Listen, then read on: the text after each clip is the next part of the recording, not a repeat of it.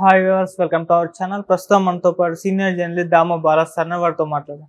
నమస్కారం సార్. నమస్తే సార్, కొడాలి నాని మామూలుగా అయితే చాలా ఫైల్ గా ఉంటారు. ఆయన ఎలక్షన్స్ ముందు ప్రచారంలో కూడా అలానే ఉన్నారు. ఎలక్షన్స్ తర్వాత ఆయన చాలా కామ్ అయిపోయారు.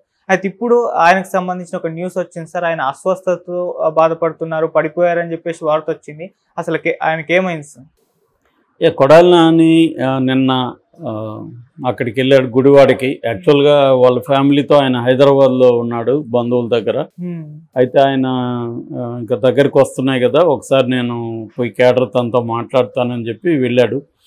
సో వెళ్ళి అక్కడ ఒక మండల వాళ్ళతో కూర్చొని అక్కడ ఎట్లా జరిగింది, పోలింగ్ సరళి ఏంటి, ఎట్లా వేశారు ఏంటి, ఇవన్నీ మాట్లాడుతున్నప్పుడు సడన్గా ఆయన సోఫాలో కుప్పగూలిపోయాడని చెప్తున్నారు. ఇమీడియట్గా ఆయనకి ఫస్ట్ ఎయిడ్ చేసి ఆయన హాస్పిటల్కి తీసుకెళ్లారు. హాస్పిటల్కి తీసుకెళ్తే ఈయనకి ఏం ప్రాబ్లం లేదు, ఆయన మెంటల్గా బాగా డిస్టర్బ్డ్గా ఉన్నాడు, దానివల్ల ఇబ్బంది అయింది. కాబట్టి మెంటల్గా ఆయన్ని కొంత డిస్టర్బ్ కాకుండా చూసుకోండి అనేది చెప్పి బాగా వీక్గా ఉన్నాడు కాబట్టి సెలైన్ ఎక్కించారు. సెలైన్ ఎక్కించి కాసేపు అయినాక ఆయన్ని పంపించినట్టుగా తెలుస్తుంది. బట్ వాళ్ళ భార్య, వాళ్ళ పిల్లలు వాళ్ళు ఇమీడియట్గా హైదరాబాద్ నుంచి గుడివాడ వెళ్ళి హాస్పిటల్లో వాళ్ళతో మాట్లాడి వాళ్ళు ఇప్పుడు హైదరాబాద్కి ఆయన అక్కడ ఉంటే ఎవరో ఊరు కలుస్తారు, ఏదో ఒక టెన్షన్ ఉంటుంది. సో హైదరాబాద్కి తీసుకొచ్చేసి కౌంటింగ్ ముందు వరకు కూడా ఇక్కడే పెడదామనేది వాళ్ళ ప్లాన్ అనమాట. ఎందుకంటే ఆయనకి ఆల్రెడీ కొంత ఆరోగ్య సమస్యలు ఉన్నాయి. ఇంతకుముందు ఆయనకి క్యాన్సర్ అని కూడా ఒక పుకారు క్రియేట్ అయింది. బట్ అది అబద్ధం అనేది ఆయన తర్వాత చెప్పాడు. బట్ ఆయనకి కొంత బీపీ కావచ్చు, లేకపోతే ఏమన్నా అట్లాంటి ఇష్యూస్ ఉన్నట్టుగా ఉంది. సో దానివల్ల ఇది కూడా జరిగి ఉండొచ్చు. మామూలుగానే సైకోసోమాటిక్ ఇవి అంటారు అన్నమాట లక్షణాలు. సైకోసోమాటిక్ అంటే మనం మానసికంగా బాగా ఆందోళనకు గురైనప్పుడు దాని ఎఫెక్ట్ మన బాడీ మీద పడుతుంది అన్నమాట. అంటే ఫర్ ఎగ్జాంపుల్ ఇప్పుడు మనం ఏదైనా ఒక బాగా టెన్షన్ అవుతుంటే సడన్గా మనకి బ్యాక్ పెయిన్ వచ్చేయచ్చు, మెడ నొప్పి రావచ్చు. ఇలాంటి ఎఫెక్ట్లు కూడా చాలా జరుగుతుంటాయి. అదేంటంటే మెంటల్ ప్రెజర్ అనేది మైండ్కి బాడీకి రిలేషన్షిప్ ఉంటుంది కాబట్టి ఆ మెంటల్ ప్రెజర్ అనేది ఫిజికల్గా కూడా ఎఫెక్ట్ అవుతారు. అందుకని చాలామంది మెంటల్గా మీరు సౌండ్ మైండ్ ఉంటే సౌండ్ బాడీ ఉంటుంది అనేది చెప్తుంటారు. రివర్స్ కూడా చెప్తుంటారు, సౌండ్ బాడీ ఉంటే సౌండ్ మైండ్ ఉంటుంది.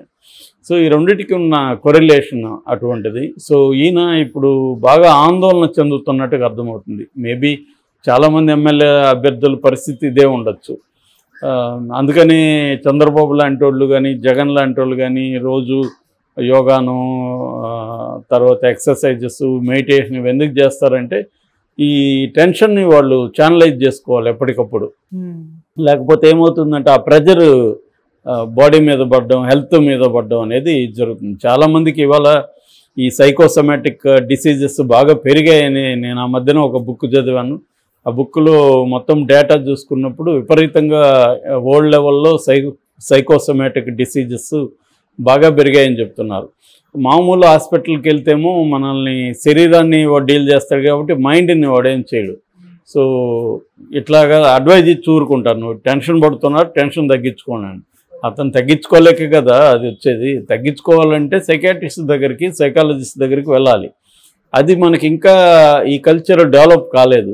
సైకాలజిస్టు, సైకాట్రిస్టుల దగ్గరికి వెళ్ళడం అనేది ఇంకా కల్చర్ లేదు. అందుకనే భక్తి ఎక్కువ ఇప్పటికి కూడా ఉంది. అంటే భక్తి ఆ ప్లేస్లో భక్తి ఉందన్నమాట. సైకాలజీ ప్లేస్లో భక్తి ఉంది. మన భక్తి ఛానల్లో చూస్తే కూడా వాళ్ళు సైకాలజిస్టుల దాకా మాట్లాడి ఇదేదో అదేదో ఆకు పెట్టుకోండి మీ ఇంట్లో, లేకపోతే ఇంకేదో రాయి పెట్టుకోండి, దాని మీద మీ పేరు రాసి పెట్టండి, ఏవో ఇవి చెప్తుంటారు. ఇది పనిచేయదు. ఎందుకు పనిచేయదు అంటే అది బిలీఫ్ ఉన్నంత వరకు పనిచేస్తుంది కొంతవరకు. ఎందుకంటే అది రాయి పెట్టినాక అమ్మయ్య మన సమస్యలు సాల్వ్ అవుతాయని అనుకుంటాడు. కానీ మైండ్లో ఉన్న సమస్య బయటికి వెళ్ళదు కదా. అందుకని సైకాలజీ ట్రీట్మెంట్ వాళ్ళకి అవసరం. భక్తి అనేది ఎప్పటికి కూడా రీప్లేస్ చేయదు. కానీ మనకి ఇప్పటికి కూడా ఏంటంటే ట్యాబు ఉంది. సైకాలజిస్టుల దగ్గరికి పోతే నీకు పిచ్చేమో అనుకుంటారు. సైకాలజీ అంటేనే పిచ్చి ఉండేవాళ్ళు వెళ్తారు, మెంటలీ ప్రాబ్లం ఉంటేనే వెళ్తారని. మెంటలీ ప్రాబ్లం ఉండడం తప్పు కాదు. మనం మనకు జరిగే అనేక విషయాల మీద ఎలా రియాక్ట్ అవుతాం అనే దాన్ని బట్టి మన మైండ్ అఫెక్ట్ అవుతుంది. సో ఈ అఫెక్ట్ అవ్వడం జరిగినప్పుడు మనం ఎట్లాగైతే ఫిజికల్గా మనకి జ్వరమో ఇంకొకటో కడుపు నొప్పి వస్తే ఎట్లాగా మనం మెడికల్ హెల్ప్ తీసుకుంటామో, అలాగే మైండ్కి వచ్చినప్పుడు కూడా మనం వెళ్ళి సైకాలజిస్టులను కలవడం. సైకాలజిస్ట్కి బేసిక్ ఏంటంటే సైకాలజిస్టు మెడిసిన్స్ ఇవ్వడానికి ఆయనకి అధికారం ఉండదు. ఎందుకంటే తను ఎంబీబీఎస్ చదువు ఉన్నాడు. సైకాట్రిస్ట్ ఎంబీబీఎస్ చదివినాక సైకాట్రీ చదువుతారు. అందుకని they can prescribe drugs also. So ఇవాళ న్యూరో సైన్స్ కానీ మైండ్కి సంబంధించిన రీసెర్చ్ కానీ బాగా అడ్వాన్స్డ్ డెవలప్ అయింది. అందుకని బ్రహ్మాండమైన మెడికేషన్స్ కూడా ఉన్నాయన్నమాట. సో అందుకని మనకి మరీ సివియర్గా ఉన్నప్పుడు ఖచ్చితంగా మనం సైకాట్రిస్ట్ని కలవాలి. ఇప్పుడు ఈయన కూడా నాకు తెలిసి ఈయన మంచి సైకాట్రిస్ట్ని కలిసి కొంత మెంటల్ డిస్టర్బెన్స్కి కూడా ఆయన కొంత మెడికేషన్ వాడితే మంచిది. ఎవరు కొడాలి నాని కూడా ఎట్లాగో ఓడిపోతాంలే అనుకుని ప్రశాంతంగా ఉండేవాళ్ళు. స్వీప్ లేదు కాబట్టి టైట్ ఉంది.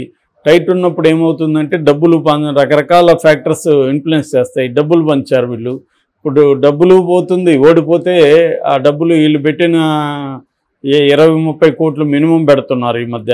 అది 50 నుంచి 100 కోట్లకు కూడా వెళ్తుంది. సో ఇంత డబ్బులు ఎలా రికవర్ అవుతుంది? సో ఇది మేజర్ టెన్షన్ రాజకీయాలు. మనం అనుకుంటాం కానీ రాజకీయ నాయకులు ఏదో బ్రహ్మాండంగా సంపాదించేస్తున్నారని అందరూ సంపాదించలేరు. చాలామంది డబ్బులు పోగొట్టుకునే పరిస్థితి కూడా చాలా వాటిలో ఉంటుంది. అందుకనే ఇప్పుడు ఏంటంటే డబ్బులు మొన్న కూడా మనం విన్నాం, వీళ్ళ అనుచరుడు ఒక ఆయన వీడియో చేశాడు.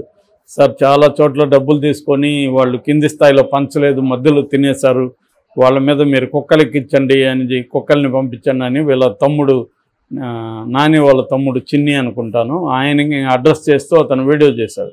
అది కూడా వైరల్ అయింది. అంటే ఇక్కడ ఏంటంటే వీళ్ళ టెన్షన్ అర్థమవుతుండేది. వీళ్ళు డబ్బులు ఇచ్చారు మీడియేటర్స్కి, మధ్యలో ఉన్న వాళ్ళకి, అంటే స్థానిక లీడర్లు ఉంటారు, వీళ్ళకి డబ్బులు ఇస్తారు. వీళ్ళు కదా పంచాలి, వీళ్ళు ఇంటింటికి పంచలేరు కదా. ప్రతి చోట స్థానిక నాయకులకి డబ్బులు ఇస్తారు. మీరు ఈ 2 విలేజ్లో 2 వార్డులో పంచండి అని. వాళ్ళు వెళ్ళి అక్కడక్కడ 2-3కి ఇచ్చేసి వచ్చేస్తారు. ఆ డబ్బులు వాళ్ళు నొక్కేస్తారు. సో అది వీళ్ళు తెలిసినా కూడా వాళ్ళని ఏమి చేయలేరు. ఇటువంటి ఇష్యూస్ ఉంటాయి. సో అందువల్ల టెన్షన్ ఉంటుంది.